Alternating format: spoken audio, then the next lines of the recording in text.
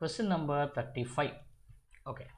Now, a fully charged capacitor discharges through a resistor. The time constant of the circuit is tau. So, how is time constant related to the charge in a capacitor? So, it is given by Q is equal to Q naught e to the power of minus T by RC.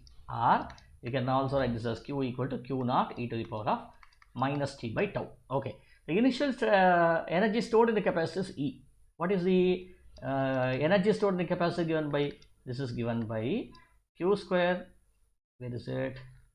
Not able to see my cursor. Q square divided by 2C.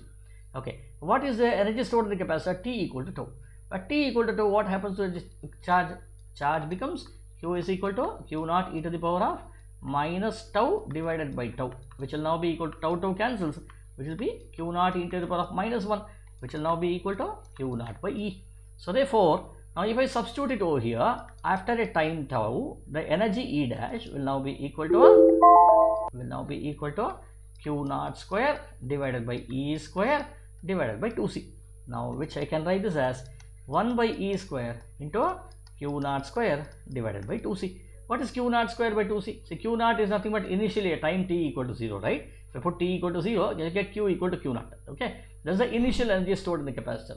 So thus this will be equal to 1 by E square times E over here. Thus the answer here is E by E square, which is option D.